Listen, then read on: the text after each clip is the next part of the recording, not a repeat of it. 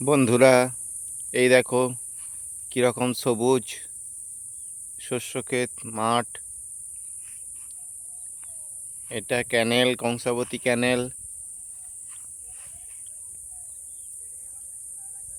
ওই যে ওখানে সূর্য অস্ত যাচ্ছে, এই দেখো তার অপরূপ দৃশ্য। এখানে ঝড়ে একটা বড় প্রকাণ্ড গাছ উল্টে পড়ে গেছে।